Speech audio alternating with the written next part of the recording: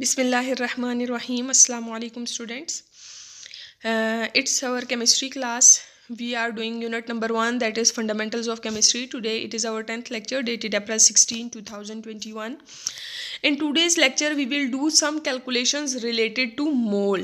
मोल से रिलेटेड कुछ कैलकुलेशंस करेंगे हम. डिफरेंट टाइप्स की कैलकुलेशंस जो हमने करनी है इस चैप्टर में वो क्या है.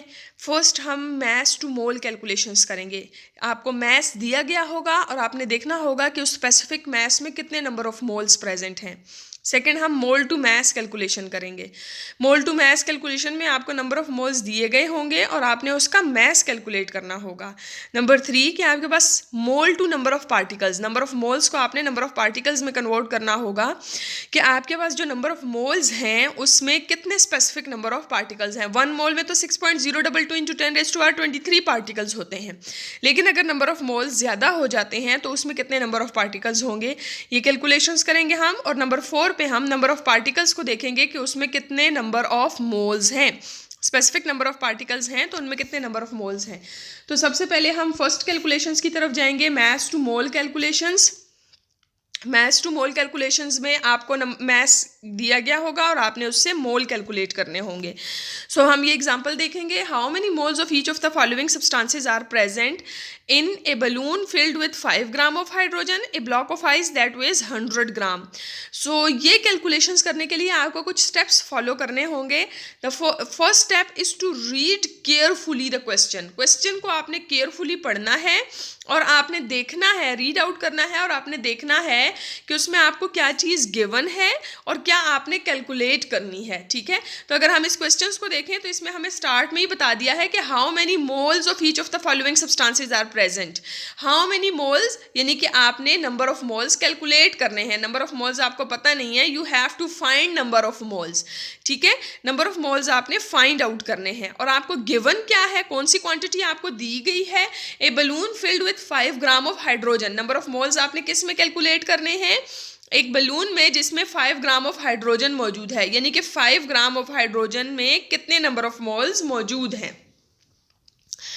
तो इस क्वेश्चन में आपने number of moles find out करने हैं और आपको क्वांटिटी कौन सी दी गई है, मैस इन ग्राम आपको दिया गया है, यानी कि मैस आपको दिया गया है और मोल्स आपने कैलकुलेट करने हैं. तो उसके लिए सबसे पहले हम डाटा को लिखेंगे अपने पास. डाटा में आप क्या लिखेंगे कि जो चीज़ आपको दी गई है, mass in grams equals to 5 gram. आपको बताया गया है कि हाइड्रोजन का मैस कितना है, 5 ग्राम है. ठीक है, उसमें आपने नंबर ऑफ मोल्स कैलकुलेट करने हैं. सो नंबर ऑफ मोल्स आपको पता नहीं है, you have to find the number of moles. Number of moles के आगे आप क्वेश्चन मार्क डाल देंगे.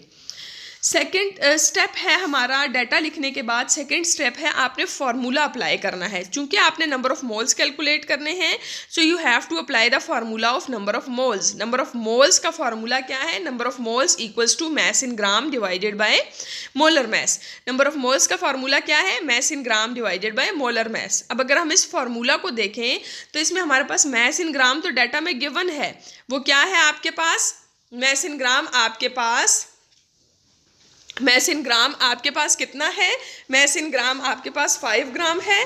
मोलर मैस आपको डाटा में नहीं दिया गया, मोलर मैस आपने कैलकुलेट करना है. तो मोलर मैस आप कैसे कैलकुलेट करेंगे, आपको कल के लेक्चर में भी बताया था कि मोलर मैस आपने कैसे कैलकुलेट करना है. आप बिल्कुल मॉलिक्यूलर मैस की तरह मोलर मैस की कैलकुलेशन करेंगे. बस आपने क्या करना है कि ग्राम, यूनिट ग्राम के AMU के बजाय आपने क्या लगाना है, ग्राम लगाना है. ठीक है, तो हाइड्रोजन का आपने करना है molar mass calculate. Hydrogen exist as diatomic molecule that is H2. तो आप उसका मोलर मैस कैलकुलेट करेंगे H2 का. एक हाइड्रोजन का मैस आपके पास 1 होता है, 2 is the number of hydrogen atoms present.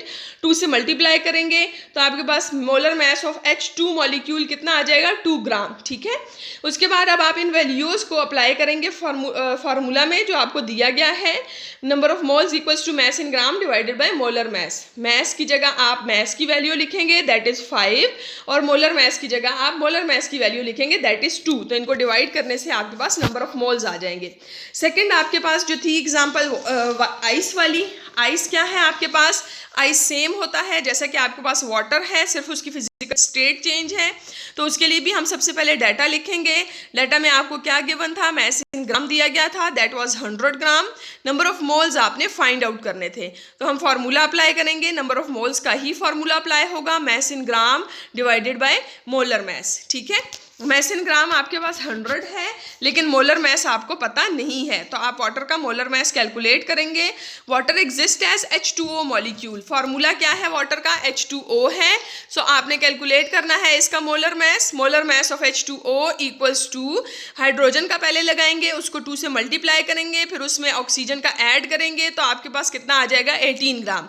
अब आप मैस इन ग्राम को मोलर मैस से डिवाइड करेंगे, तो आपके पास वाटर के भी नंबर ऑफ मोल्स आ जाएंगे।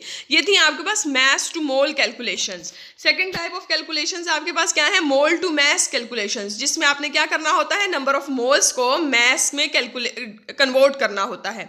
सो उसके लिए अब हम एक एग्जांपल देखते हैं। Oxygen is converted to ozone during thunderstorm. वो आपको क्या बता रहे हैं कि जो एटमॉस्फेयर में ऑक्सीजन मौजूद है, थंडर स्टॉर्म के दौरान जब आपके पास बिजली चमकती है, तो उस टाइम पे क्या होता है, ऑक्सीजन मॉलिक्यूल्स को एनर्जी मिलती है और वो किस में कन्वर्ट हो जाते हैं, O2 से O3 में कन्वर्ट हो जाते हैं, ओजोन में।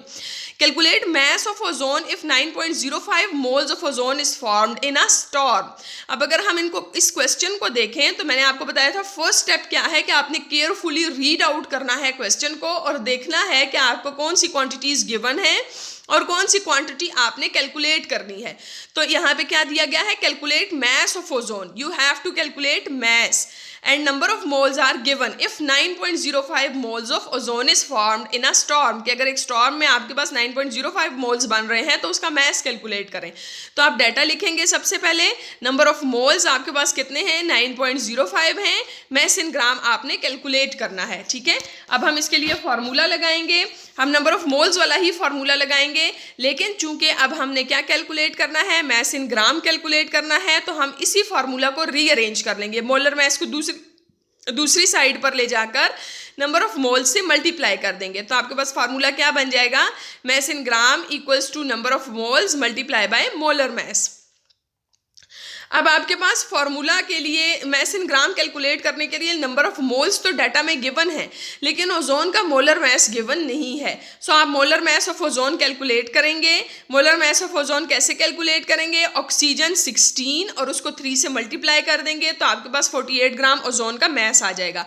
अब ये सारी वैल्यूज आप फार्मूला में अप्लाई करेंगे। नंबर ऑफ मोल्स कितने थे, 9.05, उसको आपने 48 से मल्टीप्लाई किया, तो आपके पास ओजोन का ग्राम मैस इन ग्राम कितना आ गया, 434.4 ग्राम आ गया। ठीक है, तो ये हमारे पास कुछ कैलकुलेशंस थी, mole to mass and mass to mole. सबसे पहले आपने क्या करना है, डाटा लिखना है।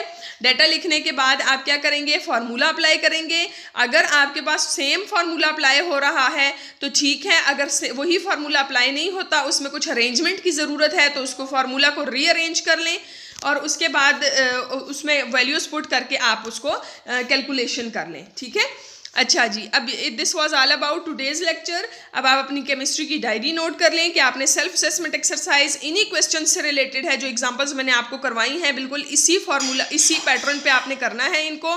सेल्फ असेसमेंट एक्सरसाइज 1.9 करनी है और एक्सरसाइज क्वेश्चन नंबर 6 आपने सेपरेट शीट्स पर सॉल्व करना है। ओके।